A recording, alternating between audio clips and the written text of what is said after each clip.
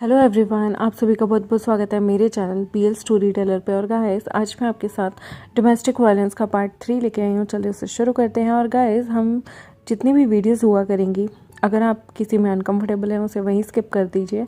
और वीडियो के अंत में हम बहुत सारी चीज़ें रिलेटेड जो कि दुनिया में चल रहा है उसे डिस्कस किया करेंगे। तो चलिए आज के पार्ट को हम शुरू करते हैं। जैसे कि हम देख रहे थे, लवांगची की लाइफ मिसरेबल थी और उसे ये पता चलता है कि वो प्रेग्नेंट है। यहाँ पर लवांगची के लिए डू और डाई वाली सिचुएशन हो गई थी, क्योंकि प्रेगनेंसी ऐसी चीज़ होती है जहाँ पर जब इंसान बहुत खुश होता है ना, तो उसे अपनी प्रेगनेंसी इंजॉय करने में बहुत मज़ा आता है। लेकिन जहाँ एक इंसान अपनी ज़िंदगी एक कारखाने से भी गंदी, एक तहखाने से भी गंदी जी रहा हो, जहाँ पर ना उसकी रिस्पेक्ट है, ना ही कोई उसे प्यार करता है, ना ही कोई उसके बारे में सोचता है, हर वक्त उसे मारने के षड्यंत्र रचे जाते हैं, उसे इतना ज़्यादा टॉर्चर किया जाता है और प्लस उसकी वहाँ पर कोई रिस्पेक्ट ही नहीं है। ऐसी ज़िंदगी में कोई प्रेगनेंसी कभी इंजॉय नहीं कर सकता। और सेम जो हमारा लंजा था ना, उसकी स्टेट ऑफ माइंड ऐसी थी जहाँ पर वो ज़िंदगी भर, मतलब अपनी पिछले कुछ टाइम से वो अपनी ज़िंदगी में ज़िल्लत उठाया जा रहा था। लोगों के ताने, लोगों का गंदा रवैया और उसकी तरफ देखने वाली जो नज़र थी वो बहुत ही गंदी थी, क्योंकि लोगों की यहाँ पर ना ही कोई प्रिंसिपल्स था और ना ही मॉरल वैल्यू थी। वो इन सेक्ट में सारे के सारे इंसान ना ही किसी की इज्जत करना चाहते थे, स्पेशली ओमेगा या बीटा की वो बिल्कुल इज्जत नहीं करते थे, क्योंकि कभी उन्होंने अपनी किताबों को, जैसे कि कल्टीवेशन दुनिया का कुछ असूल होते हैं और हर ज़िंदगी जीने का एक तरीका होता है, कभी उन्होंने उन चीज़ को प्रिविलेज दिया ही नहीं, उन चीज़ों को प्रायोरिटी बनाया ही नहीं, उन शास्त्रों को उठाकर पढ़ा ही नहीं, जहाँ पर हमेशा उन लोगों को बीटा और ओमेगा के सम्मान और अल्फ़ा के क्या हकीकत में कार्य होते हैं उनके बारे में बताया जाए। उन लोगों को सिर्फ घमंड था कि वो अल्फ़ा हैं और वो किसी को भी अपने अंडर रख सकते हैं। एक एक अल्फ़ा अपने आप को सुपीरियर समझता था, हर ब्रीड से ज़्यादा। वो सोचता था मैं ही सबसे ऊपर हूँ। स्पेशली वेन सेक्ट के लोगों को तो इतना घमंड था कि वो बीटा और ओमेगा को एकदम नौकर की तरह ट्रीट करते थे। और यहीं दूसरी दुनिया में जो हमारा विंग था, वो सारे ओमेगास, बीटास और अल्फ़ा को साथ लेके चलने के लिए प्रेरणा दे रहा था। वो सबको कहता था कि कोई भी किसी से कमज़ोर नहीं है, अपने अपने लेवल पे हर बंदा अपने हक के लिए खड़ा हो सकता है। विभूषण को ये चीज़ धीरे धीरे पता चलती है जब वो लेन सेक्ट नी सेक्ट को अपने साथ एकत्रित यानी कि एक साथ जोड़ने के लिए जाता है। तब उसे ये पता चलता है कि यहाँ पर लेन चरण ने मजबूरी में आकर लंजा की शादी वेन चाओ से कर दी थी। और विभूषण को ये भी चीज़ पता थी कि वेन चाओ अभी भी अपनी उस मिस्ट्रेस के साथ दर दर भटकता रहता है। उन दोनों के बीच में बहुत ही उस तरह के संबंध हैं जो एक इंसान को अपनी शादी के बाद किसी पराये ओमेगा या बीटा से नहीं रखने चाहिए। लेकिन यहाँ पर वेन सेक्ट के ना ही कोई मॉरल वैल्यूज़ थी, ना ही कोई प्रिंसिपल्स थे और ना ही उन लोगों का कोई व्यक्तित्व था, ना ही उनके अंदर कोई आत्मसम्मान था। वो ये समझता था कि वांगची ऐसे इंसान के साथ कैसे जी रहा होगा। विंग वांगची का एक टाइम पे बहुत अच्छा दोस्त था और विंग वांगची को बहुत पसंद करता था, क्योंकि वांगची जो था ना, वो एक टाइम पे आदर्शवादी इंसान था। विंग सोचता था कि शायद वांगची इतना इम्पोर्टेंट है तो उसे चाहे ये लोग कितने कमीने हों, लेकिन उन्होंने वांगची को कभी कोई चोट नहीं पहुंचाई होगी, क्योंकि वांगची का नाम मेंगोनजुन था और लेंसेट में उसे बहुत इज्जत दी जाती थी। लेकिन विंग ने सपनों में भी नहीं सोचा था कि ये लोग वांगची के साथ कितना बुरा रवैया रख रहे होंगे। सोचो, अगर विंग को ये पता चल जाता तो बहुत पहले ही वो आपस में युद्ध छेड़ देता। वो मन में युद्ध छेड़ना भी चाहता था, क्योंकि जियांग सेक्ट पूरा तबाह हो गया था, लेकिन वो वांगची की खातिर लड़ना भी नहीं चाहता था, क्योंकि अगर युद्ध होगा तो वेंचाओ को उन्हें अपने हाथों से मारना होगा और वेंचाओ उसी के एक घनिष्ठ मित्र यानी कि लवांगची का पति है। यहाँ पर विंग सोचता था कि अगर वांगची ने वेंचाओ के हक में खड़े होने का फैसला कर लिया तो उसे वांगची से भी युद्ध करना होगा और वेंचाओ से भी। लेकिन वो अभी इस बातों से अनजान था कि वेंचाओ ने तो वांगची को मरने की कगार पे ला दिया है। सोचो गाइस, जब विंग को पता चलेगा कि वांगची की कितनी बुरी कंडीशन है तो उसका पारा कहाँ जाएगा, वेंचाओ को किस तरीके से वो मार देगा। और क्या उसका मारना, वेंचाओ को तड़पाना सही होगा? अगर उसे पता चले कि वेन रोहान, शुयंग और बाकी के लोगों ने कितना बुरा किया है वांगची के साथ, तो क्या होगा उसका? मैं तो उस दिन के इंतज़ार में हूँ जब इन लोगों का अंत इनके नज़दीक होगा और ये भीख मांगेंगे लंजा के सामने। खैर, हम अपनी स्टोरी को आगे बढ़ाते हैं। यहाँ पर लवांगची बहुत रोता है जब उसे पता चलता है। वो कोशिश कर रहा था कि उसका बच्चा मर जाए। कोई भी माँ कोई भी ओमेगा ये कभी नहीं चाहता कि वो अपने अल्फ़ा को एक औलाद ना दे पाए, लेकिन वांग जी ऐसा बदकिस्मत इंसान था ना कि वो बच्चे का सुख भी नहीं भोग पा रहा था, क्योंकि ये कमीने, ये हरामखोर, ये ऐसे लोग जो नोच नोच के इंसान को खा जाएं, ऐसे लोगों के बीच में वो अपने बच्चे को जन्म नहीं देना चाहता था। वांग जी की बहुत ज़्यादा तबीयत ख़राब रहने लगी उस इंसिडेंट के बाद, जहाँ उसकी पूरी सभा में लोगों ने हंसी मजाक में उसका कैरेक्टर लेना शुरू कर दिया। अब तो वैन रोहान और शुयांग को भी उसमें दिलचस्पी नहीं थी, क्योंकि वो लोग एक एक बार उसे इस्तेमाल कर चुके थे, और एक एक बार भी नहीं, ना जाने कितनी बार वो वांग जी को इस्तेमाल करने के बाद अब वांग जी का चेहरा सैड रहता था। उसके चेहरे पे वो चमक गायब हो गई थी। जब इंसान इतने दुखों से घिरा हो तो उसके चेहरे पे मुस्कान नहीं रहती। अब वो बहुत ज़्यादा डिप्रेशन में दिखने लगा था। उसके कपड़े भी कभी कभी फटे हुए गंदे रहते थे। वांग जी का अब न सजने संवरने का मन करता था, क्योंकि अगर वो सजेगा संवरेगा, अपने आप को टाइडी रखेगा, तो एक कमीने उसे नोच नोच के खा जाएंगे। इसलिए वांग जी अब सब कुछ भूलना चाहता था। उसका दिल करता था कि वो अपनी सारी यादाश्त को मिटा दे जो इतना दर्द देती हैं, लेकिन इंसान कुछ भी कर सकता है पर अपनी यादाश्त को नहीं मिटा सकता। यही यादाश्त, जब हमें कोई छोटी सी चीज़ याद करते हैं तो याद नहीं आती, और जब हम बड़े से बड़ी चीज़ों को भूलना चाहते हैं तो भूल नहीं पाते। वांग जी को बहुत अफसोस था कि काश वो ये सब चीज़ें ठीक कर सकता, काश वो अपनी ज़िंदगी को एक आंख बंद करे, एक रात सोए और सुबह जब आंख खोले तो सब भूल जाए। पर ऐसा कहाँ होता है। ज़िंदगी वक्त वक्त पे हमारा इम्तहान लेती है, और शायद वांग जी का इम्तहान तो अब उसके सिर के पानी भी पार कर चुका था। वांग जी यहाँ पर बैठा हुआ था रूम में। वैन चाओ ने उसे विज़िट करना छोड़ दिया था, और वैन रोहान और बाकी के लोगों ने भी उसे एक जगह, एक कोठरी सी में ही बंद कर रखा था, जहाँ पर उसे एकदम बेकार सा खाना दिया जाता था। एक्चुअली उसे खाना तो अच्छा भिजवाया जाता था, पर जो लोग जानते थे कि यहाँ पर जो हमारा लवांगची है उसकी कोई कदर नहीं है, तो वो लोग अपना ही बचा कुचा झूठा मूठा खाना वांग जी को खाने के लिए दिया करते थे। पहले तो वांग जी भूखा रह लेता था, लेकिन फिर वांग जी को याद आया कि उसके अंदर नन्ही सी जान पल रही है। किसी ने भी वैन रोहान या बाकी के लोगों को इन्फॉर्म करना ज़रूरी नहीं समझा। हाँ, वैन रोहान और बाकी के कानों तक ये खबर तो गई थी कि वांग जी प्रेग्नेंट है, पर उन लोगों को क्या ही फ़र्क पड़ता था वांग जी या उसके बच्चे से। वो मन में सोचते थे जैसे वांग जी के पहले बच्चे मर गए हैं, अब भी मर जाएंगे, और कहाँ वांग जी सर्वाइव कर पाएगा। उनकी नज़रों में वांग जी एक घमंडी इंसान था जो आदर्शों का सिर्फ दिखावा करता है, उसके मन में कोई भी चीज़ नहीं है। अक्सर वो लोग जो कि अपने आदर्शों पे घमंड करते हैं, लोगों को लगता है कि शायद वो बेवकूफ़ है, या फिर वो अपने आप को ज़्यादा समझने की कोशिश कर रहे हैं, पर ऐसा नहीं है। लवांग जी उसूलों से बंधा हुआ था। उसने बचपन से एक चीज़ सीखी थी कि शिक्षा हमें आगे बढ़ने में मदद करती है, और शिक्षा और ज्ञान पाकर इंसान बहुत सारी चीज़ें करने से बचता है। लवांग जी के साथ कितना बुरा हो रहा था, लेकिन आज भी उसके मन में ऐसा ख्याल नहीं आया कि अगर वो तकलीफ़ में है तो बाकियों को तकलीफ़ दे।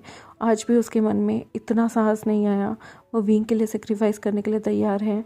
यही तो चीज़ें होती हैं जो हमें आदर्श पे चलने देती हैं, जो हमें धर्म पे चलने देती है। और वांग जी का एक ही धर्म था कि अपनों की रक्षा करो।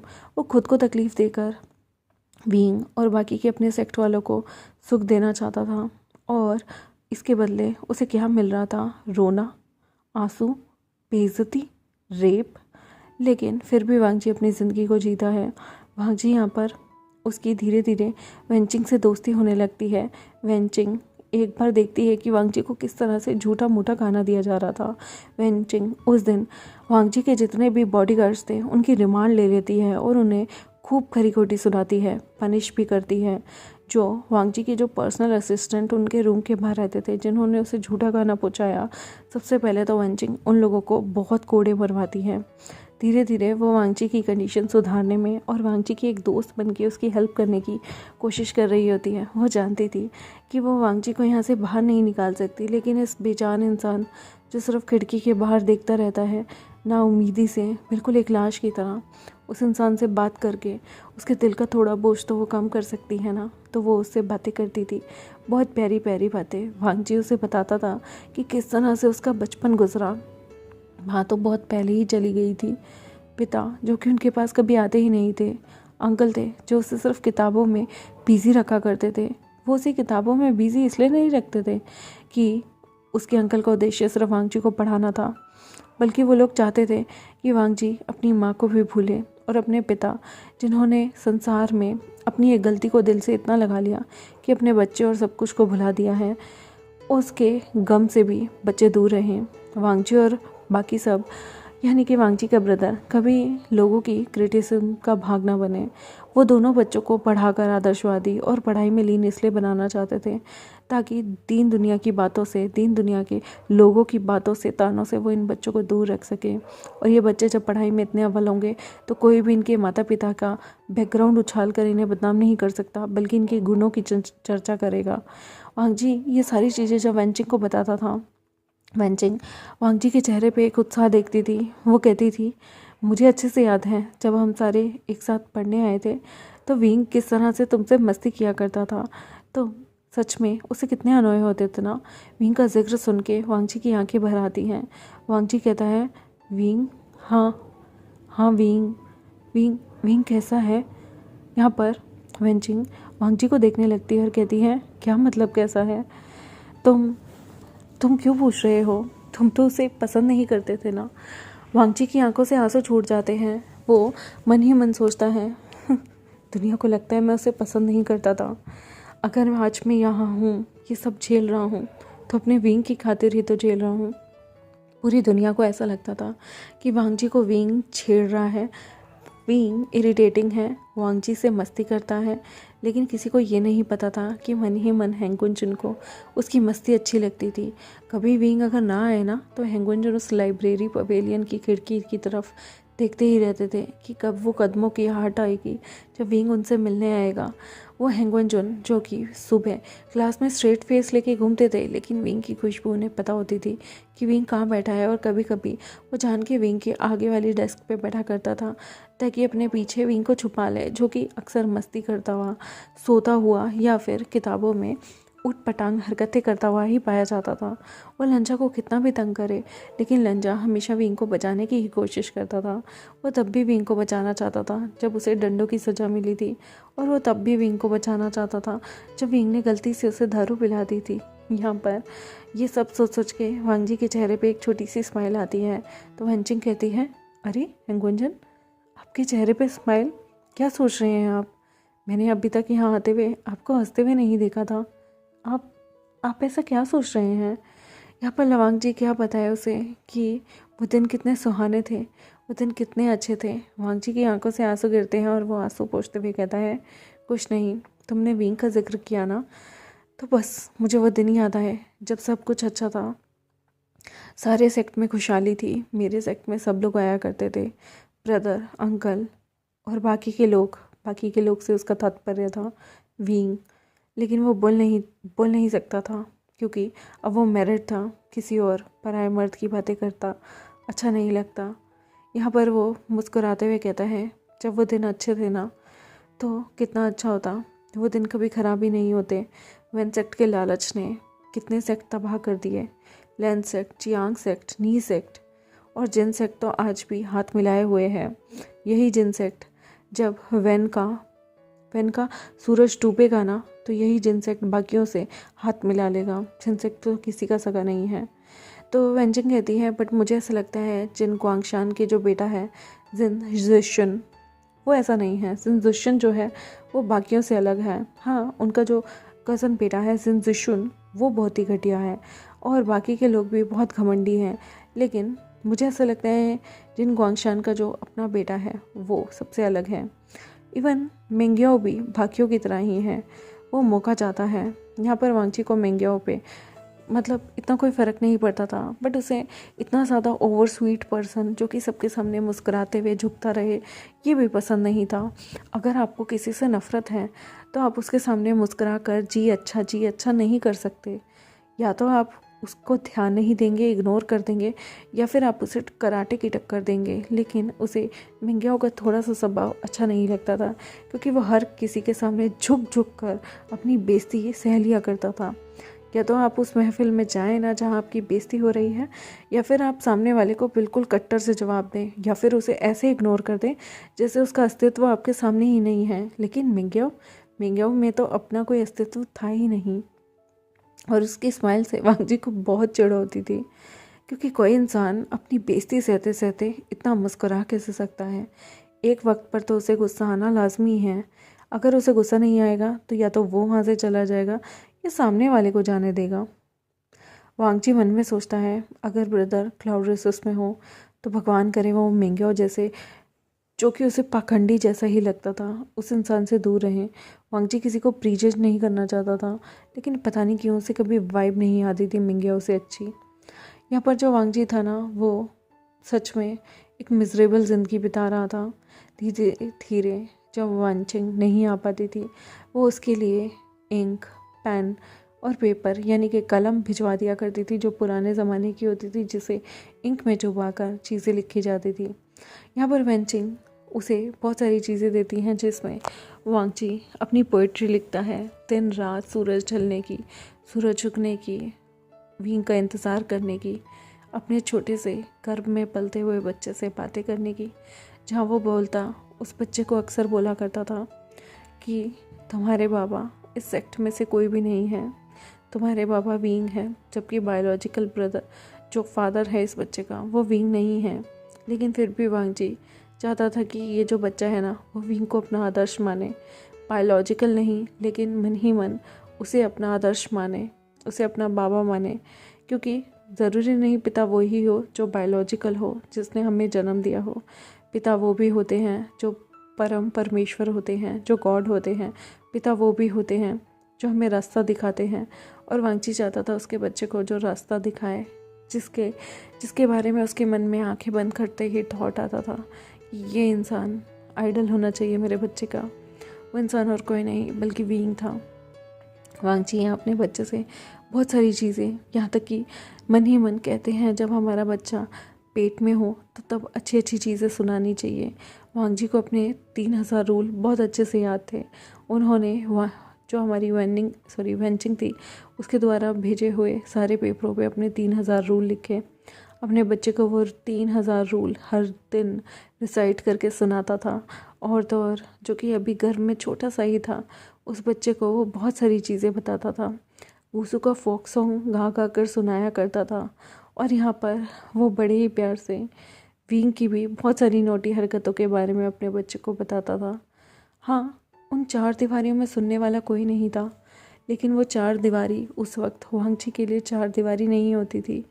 वो उस मैदान में, या फिर कहूँ गुसू के उस कंपाउंड में बदल जाती थी, जब वो अपनी किस्से कहानियों को दोहरा रहा होता था। वो अक्सर बातें करते करते, आंसू छलकाते हुए हमेशा कहता था, विंग तुम जहाँ भी हो सेफ रहना। इस जन्म में मिलना हो ना हो, लेकिन एक दिन हम ज़रूर मिलेंगे। मुझे नहीं पता वो इस जन्म में तुम्हें मैं मिल पाऊँ या ना मिल पाऊँ, लेकिन मुझे इतना यकीन है कि एक दिन हम ज़रूर मिलेंगे, चाहे वो अगला जन्म ही क्यों ना हो। लेकिन अगले जन्म में प्लीज़ मैं चाहता हूँ कि मैं तुम्हें पहले ही प्रपोज़ कर दूँ, हम साथ रहें। मुझे अगले जन्म में कोई भी दूरियां नहीं चाहिए, और प्लीज़ उस जन्म में मुझसे प्यार कर लेना मेरे से पहले। भगवान करे तुम्हें मुझसे प्यार हो जाए। या वांगची मन ही मन बहुत सारी चीज़ें सोचता था। उसे विंग की चीज़ें याद आती थी। वो विंग का चित्र बनाने की कोशिश करता था, पर हर बार चित्र में उससे गड़बड़ हो जाती थी। और वो उन चित्र को देखकर अक्सर सोचा करता था, विंग तुम मेरी कितनी अच्छी तस्वीर बनाते थे, इतना खूबसूरत सा मुझे दिखाया करते थे, और देखो अब मुझे कैसा बना दिया है इन लोगों ने। वांगची के यहाँ मिरर होता है, जहाँ पर वो अपने आप को देखता है। आँखों के नीचे काले घेरे, आँखें सूजी हुई, पफी आइज़, और तो और न चेहरे पे स्माइल थी, उतरा हुआ चेहरा, फटे हुए कपड़े। यहाँ पर वांगची किसी भी दरिद्र भिखारी जैसा लग रहा था। और वांगची मन में सोचता है, क्या क्या ज़िंदगी थी उसकी। प्योर वाइट कपड़े पहनता था, कभी कभी हल्के आसमानी कलर के भी। और विंग अक्सर उसे छेड़ा करता था कि वाइट जेड आप हमेशा इतने परफेक्ट कैसे लग सकते हैं, लंचा कोई इंसान इतना परफेक्ट कैसे हो सकता है। यहाँ पर ये बातें सोचकर, मिरर में खुद को देखकर वांगची सोचता है, ये इंसान कौन है जो मेरे सामने दर्पण में है। ये इंसान देखा देखा सा लगता है, पर ये इंसान वो नहीं जिसे विंग देख के मुस्कुराता था। विंग देख के परफेक्ट कहा करता था। विंग कहता था, लंजा कोई इतना परफेक्ट कैसे हो सकता है। वो इंसान परफेक्ट नहीं रहा। हालातों ने उस इंसान को बिल्कुल भिखारी जैसा दिखा दिया। वो कपड़े जो सफ़ेद हुआ करते थे, जिन पे एक छोटा सा मैला सा दाना, मतलब छोटी सी बूंद भी नहीं होती थी ना, वो कपड़े आज फटे हुए हैं, गंदे हालातों में हैं। वो इंसान जो सच कर एकदम अच्छे से अपने अपने क्लाउड ड्रेसेस का यहाँ पर सिर पर पहना करता था, उस इंसान का जो ग्वान है वो बिल्कुल ही बेकार सा है, बहुत ही घटिया सा। उसके बाल तो ऐसा लगता है जैसे कई दिनों से धुले ही ना हो। वांगजी के लंबे लंबे काले काले घने घने बाल, उसका वो अच्छे से टाइट हेयर स्टाइल विंग को कितना अच्छा लगता था। वांगजी मन में सोचता है, और आज अगर विंग मुझे देखेगा तो क्या सोचेगा। उसके हाथ जल गए थे, जिसकी वजह से उसके हाथ अभी भी रिकवर हो रहे थे, छालों से भरे हुए थे। उसकी कमर पे बहुत ज़्यादा निशान थे, जहाँ से कभी कभी पस भी निकला करती थी। वांगजी मन में सोचता है कि इतने गंदे से इंसान को देखकर विंग के मन में कुछ भी प्यार आएगा, दया आएगी। धीरे धीरे वांगजी की बैक हील होने लगी थी। वांगजी का टमी और भर रहा था। वांगजी को ना कोई अच्छा खाना मिलता था, ना ही कोई अच्छे फ्रूट, ड्राई फ्रूट तो बहुत दूर की बात है। एक वक्त का ढंग का खाना भी उसे नसीब नहीं था। और वो मन में सोचता था कि क्लाउड ड्रेसेस में उबली उबली सब्जियां जब उन्हें खाने को मिलती थी तो विंग कितना नाक चढ़ाया करता था। अक्सर कहता था कितना कितना बेकार खाना है ये, ना ही इस खाने में कोई स्वाद है और ना ही इस खाने में कुछ मज़ा है। और वांगजी जब आज अपनी थाली का बचा कुचा गंदा सा खाना देख रहा होता है तो वो मन में सोचता है, पर मेरे लिए विंग वो खाना इज्जत से भरपूर था। उनमें नमक ना हो, मिर्च बहुत कम हो, लेकिन कम से कम उनमें सम्मान और इज्जत थी। इस खाने में चाहे कितनी अच्छी डिश हो, पर यह खाना मुझे बेइज्जती वाला लगता है। ये खाना मेरे सम्मान, मेरे अधिकारों को तार तार कर देता है। विंग, विंग तुम कहाँ हो? विंग, तुम इन कमीनों के चुंगल से हट जाओ, अपनी ज़िंदगी जियो। और मैं चाहता हूँ तुम मुझे याद रखो। नहीं नहीं, अगर तुमने मुझे याद रखा और तुम कभी मेरे सामने आ गए और मैं तुम्हें ऐसी हालत में दिखा तो नहीं, तुम क्या सोचोगे मैंने क्या किया है? तुम्हें पता चले कि मैंने खुद को बेच दिया तुम्हारी खातिर, नहीं, तुम जी नहीं पाओगे। तुम बहुत ही स्वाभिमानी इंसान थे विंग, और मैं भी बहुत स्वाभिमानी था, लेकिन हालात ने देखो ना क्या कर दिया। वांगजी को बहुत गुस्सा आता था कि आखिर उसके साथ ही ऐसा क्यों हो रहा है। यहाँ पर जो मिस्ट्रेस थी वेंचाओ की, वो कभी कभी वांगजी को जानबूझकर तंग करने के लिए इसके यहाँ आ जाती है। वो जब वांगजी को ऐसे फटे कपड़ों में गंदे हालात में देखती है, ना ही वांगजी को 2-2 3-3 दिन तक नहाने की इजाज़त हुआ करती थी, और ना ही यहाँ पर उस बेचारे को मुंह हाथ धोने के लिए पानी दिया जाता था। बहुत मुश्किल से गुजारा कर रहा था वांगजी। वो वांगजी के पास जब आती है तो वांगजी 3 दिन से नहाया नहीं हुआ था, फटे मैले कपड़े पहने हुए थे, और तो और सड़ा हुआ खाना उसे जो दिया गया था, वांगजी ने उसमें से थोड़ा सा खाया था और थोड़ा सा बच गया था। उसमें उन लोगों ने जान के वांगजी के खाने में नॉनवेज मिलाया था। वांगजी प्योर वेजिटेरियन था। उसने वो जगह वो खाना छोड़ दिया था जहाँ पर नॉनवेज आ रहा था, और वो चीज़ 2-3 दिन से रूम में बड़ी बड़ी सड़ रही थी, क्योंकि कोई भी वांगजी के रूम को क्लीन नहीं किया करता था, और वांगजी भी चाहे तो वो बाहर चीज़ों को नहीं रख सकता था। यहाँ पर मिस्ट्रेस वांगजी अपनी नाक बंद कर लेती है और वांगजी को देख के कहती है, तुम एक कॉन्केबाइन हो, और देखो कितनी गंदे दरिद्र हालत में रह रहे हो। कौन कहेगा तुम लैंसेट के हैंगुनजुन हो? तुम्हारी हालत तो देखो, छी। तुम्हें क्या लगता है तुम्हें बचाने कोई आएगा? मुझे तो लगता है तुम्हारे परिवारजनों को कोई फिक्र ही नहीं, तुम यहाँ मर रहे हो या जी रहे हो सकता है उनके लिए तुम बहुत पहले ही मर गए हो। लवांग जी, मैंने सुना है तुम प्रेग्नेंट हो गए हो, तो अब क्या सोच रहे हो? इस बार तुम्हारे बच्चे को कौन मार डाले? क्यों ना मैं वेंचाओ से कह दूँ, वो 2-3 लात मारेगा और ये बच्चा ख़त्म हो जाएगा। तुम जिस बच्चे को यहाँ पर जन्म देना चाहते हो, क्या कभी सोचा है उसका बाप कौन है? वैसे मैं सोच रही थी, क्या वेंचाओ इसका पिता है, या फिर वेन रोहान, या फिर मैं कहूँ तुम्हारा वो दूसरा आशिक, क्या नाम है उसका? हाँ, शुयंग। क्या तुम इन तीनों में से पता कर पाओगे कि तुम्हारे बच्चे का बाप कौन है। वांगजी को घिन आ रही थी इस क्वेश्चन पे और वांगजी चुप था। यहाँ पर वो हंसते हुए कहती है, एक ब्रोथल की औरत को भी पता होता है कि उसके बच्चे का बाप कौन है लवांगजी, पर अगर तुमसे पूछा जाए तो तुम तो कभी नहीं बता पाओगे। ऐसी कंडीशन भगवान किसी को ना दे। वो मुस्कुराते हुए वहाँ से चली जाती है। वांगजी की आंखों से जैसे आंसू रुक ही नहीं रहे थे। उसके सीने पे मानो किसी ने 100 बाण इकट्ठे चला दिए हों, क्योंकि ये बात सच थी। वांगजी का जितना शोषण, जितना रेप हुआ है, वांगजी को खुद भी नहीं पता कि ये बच्चा किसका होगा। वांगजी मन ही मन सोचने लगता है कि क्या ये सच में वेनचाओ का है। उसे कुछ भी याद नहीं। पहले उसके मन में फिर भी ये आया था कि ये बच्चा शायद वेनचाओ को होगा, लेकिन अब उसके मन में खौफ आने लगा था कि यह हरामखोर किसका हो सकता है। किसकी करनी हो सकती है। इस बच्चे का तो कोई दोष नहीं, पर वो हरामखोर इंसान जिसने उसकी ज़िंदगी बर्बाद कर दी, जो अनफॉर्चुनेटली इस बच्चे का बाप है। यहाँ पर वांगजी को बहुत गुस्सा आता था और मन में सोचता था कि बच्चा बड़े होने के बाद जो वांगजी से पूछेगा कि उसका पिता कौन है, वांगजी क्या जवाब देगा कि ये इन लोगों की कुकर्मों की निशानी है, और उस बच्चे को कितना बुरा लगेगा कि उसके पिता कैसे हैं। वांगजी ये सारी क्वेश्चन सोच के ही यहाँ पर वो अपने बेड पे रोने लगता है। वो मन में सोचता है कि क्यों नहीं मुझे अंकल और विंग यहाँ से ले जाएं। अगर विंग तो तय खाने में है, लेकिन मुझे ब्रदर क्यों नहीं लेने आ रहे। ब्रदर, क्या आप जिंदा हैं? क्या आप ठीक हैं? आप लोग मुझे लेने क्यों नहीं आते हो? मैंने ऐसा क्या पाप किया है? बस मैं एक ओमेगा हूँ इसलिए। वांगजी बहुत सारे प्रश्न कर रहा था। और गाइस, मैं अपने चैप्टर को यहाँ ख़त्म करती हूँ। और गाइस, मैं आप लोगों के साथ बहुत सारी चीज़ें शेयर करना चाहती हूँ। जिस चीज़ पे, मतलब जिस लेडी की कहानी पे, और बहुत सारी मेरी बहनें हैं जिन्होंने मुझसे अपनी चीज़ें, अपने दुख शेयर किए हैं, उनकी कहानी को मिक्स करके मैंने ये कहानी बनाई है गाइस। इसके बहुत सारे पहलू बहुत सारी चीज़ों को मेल खाते हैं। बहुत सारी बहनें मुझसे डिस्कस करती हैं कि दीदी ऐसा हमारे साथ भी हुआ है, और मैं मानती हूँ ऐसा होता है।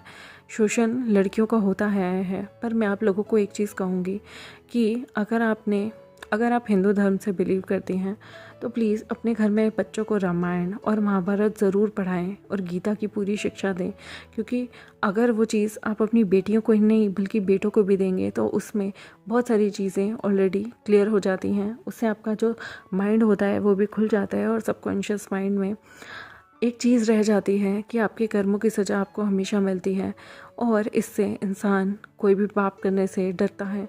याद रखिएगा, अपने बच्चों को ये चीज़ें, इन चीज़ों की शिक्षा ज़रूर दीजिएगा। मैंने भी जब बचपन में मैं 6th स्टैंडर्ड में थी तब मैंने रामायण पढ़ी थी, 7th स्टैंडर्ड में मैंने महाभारत पढ़ी थी, और 8th स्टैंडर्ड में मैंने महात्मा बुद्ध पे जितनी भी उनकी जीवनी थी वो सारी चीज़ें पढ़ी थी, जिसकी वजह से बचपन से ही हमारे मन में कभी ऐसी चीज़ नहीं आई, ना ही किसी पराये इंसान पर देखने का मन किया, और ना ही किसी पराये धन पर कभी नियत रखने का मन हुआ।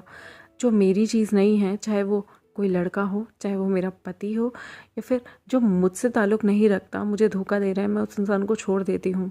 चाहे वो मेरा बहुत ख़ास दोस्त हो, चाहे वो मेरे परिवार का ही कोई मेंबर क्यों ना हो, और जो चीज़ मेरा है उसे भगवान मुझे ज़रूर देंगे। ये चीज़ मैंने हमेशा सीखी है।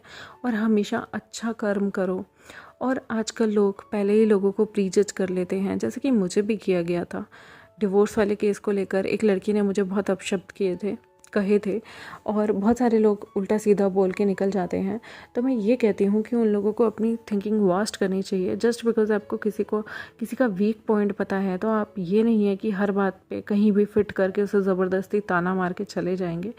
और पहली बात, अपने घर में लड़की लड़कों को एक समान नज़रों से देखें, दोनों को ही वेल एजुकेटेड करें, लड़कियों को भी लड़कों को भी, और दोनों को सिखाएं कि देखिए, घर परिवार में टाइम से घर आइएगा। अगर आप वो चीज़ लड़की को कह रहे हैं और लड़के को नहीं कह रहे तो वो भी गलत है। दोनों को सेम सिखाएं, दोनों को बताएं। स्पेशली लड़कों को तो ज़्यादा सिखाएं कि देख, अगर तुम बाहर जाते हो और किसी की बहन बेटी को गलत नज़र से देखते हो तो याद रखना, तुम्हारी बहन बेटी को भी कोई गलत नज़र से देख सकता है। और दूसरी चीज़, अगर तुमसे किसी की बेटी डरती है या फिर तुमसे किसी की बेटी खौफ खाती है तो याद रखना उसमें तुम्हारी कमी है, उस लड़की में कोई कमी नहीं है। ये चीज़ अपने बच्चों को बचपन से सिखाएं, अपने बेटों को भी घर के सारे काम सिखाएं, जैसे कि झाड़ू लगाना, पोछा लगाना। और कभी भी उनमें ये नहीं आना चाहिए कि मैं मर्द हूँ, मैं क्यों करूँ। और ये चीज़ मैं आज की यंग जनरेशन से सीधा बोल रही हूँ, जिनके आने वाले टाइम में शादियाँ होंगी या जिनके घर में बच्चे हैं या जिनकी शादियाँ हो चुकी हैं, अपने बेटों को ये बिल्कुल मत सिखाइएगा कि चूल्हा चौका सिर्फ औरत करती है। चूल्हा चौका हर वो इंसान करता है, चाहे वो मर्द हो चाहे वो लेडी हो, क्योंकि ये एक बेसिक नेसेसिटी है जो कि सबको आनी चाहिए। कपड़े धोना सबको आने चाहिए। औरत भी बीमार पड़ सकती है, औरत भी काम पर जाती है, तो हर चीज़ औरत की जिम्मेदारी नहीं होती। और औरत 24/7 काम करती है। औरत को आप इन्फीरियर नहीं समझ सकते।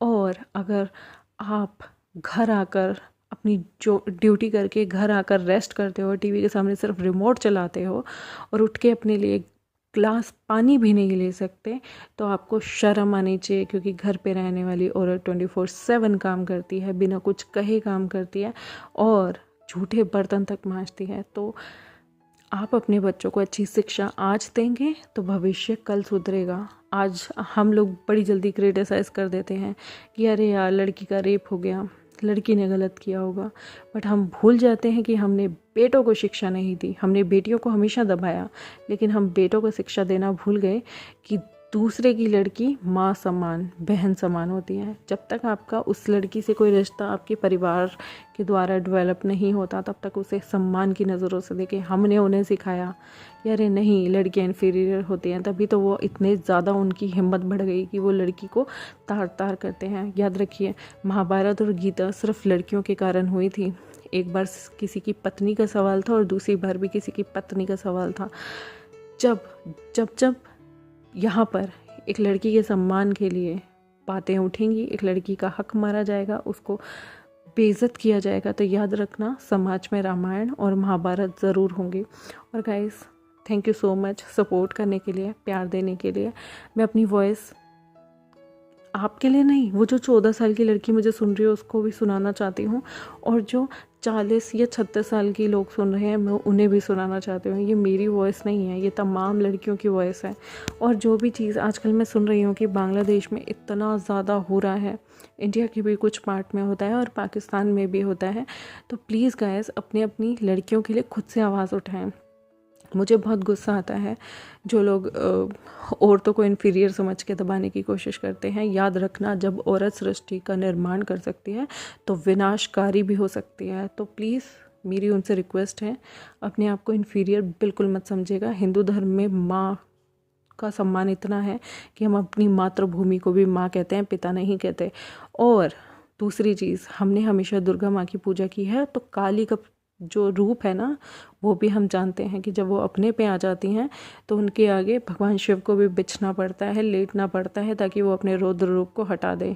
भगवान शिव ने उन पे अस्त्र शस्त्र नहीं उठाए थे, बल्कि बड़े प्यार से एक बच्चे के रूप में उन्हें नमन किया था। तो जब औरत अपने रौद्र रूप पे आती है तो अच्छे अच्छे को विनाशकारी, सब कुछ बर्बाद कर सकती है। इसलिए लोग अपनी शक्ति को समझें और प्लीज़ किसी को इन्फीरियर ना करें। और अपने घर में अगर कोई भी किसी भी प्रकार की उत्पीड़न को झेल रहा है, किसी भी प्रकार से टॉर्चर हो रहा है, उनके साथ खड़े रहें, उनके समक्ष खड़े रहें। याद रखिएगा, जब हम मरने के बाद ऊपर जाएंगे ना और भगवान कहेंगे कि अरे तुम क्या कर रहे थे जब ये सब हो रहा था, तुम क्या कहोगे? आँख मूंद के खड़े थे और उस इंसान को मरने के लिए सजेशन दे रहे थे। ज़िंदगी में कभी भगवान आपको माफ़ नहीं करेंगे। तो प्लीज़ ये चीज़ ध्यान रखें। Thank you so much. और guys, thank you so much मुझे प्यार देने के लिए। मेरे चैनल को सब्सक्राइब, वीडियोज़ को लाइक, बेल आइकन को प्रेस कर लीजिएगा। और जिन लोगों को ये चीज़ें नहीं सुननी, एंड की चीज़ें, एंड की शिक्षा नहीं सुननी, वो स्किप कर सकते हैं। मैं किसी को ज़बरदस्ती नहीं बोल रही, मैं अपने दिल की बातें, जो समाज में मैं चीज़ें डाल सकती हूँ वो ज़रूर एक्सप्लेन करना चाहती हूँ, वो चीज़ें आपको बताना चाहती हूँ। कभी कभी इंसान को जागरूक करने के लिए दोबारा से उन्हें बताना चाहिए। हाँ, आप में से सबको ये चीज़ें पता होंगी, लेकिन फिर भी इंसान कभी कभी भूल जाता है, अपनी रोज़मर्रा में इतना इंडल्ज हो जाता है कि सही गलत का फ़र्क भूल जाता है। कुछ लोग नहीं कर पाते, बट हम लोग वो हैं जिन्होंने अपने धर्म की चीज़ें पढ़ी हैं। सिंगल बुक की बात नहीं करी, हर बुक में ये लिखा है कि पीस सबसे ऊपर है, ह्यूमैनिटी सबसे ऊपर है। लेकिन अगर फिर भी लोग भूल जाते हैं तो याद दिलाने का मेरा कर्तव्य है। Thank you so much. Bye bye guys.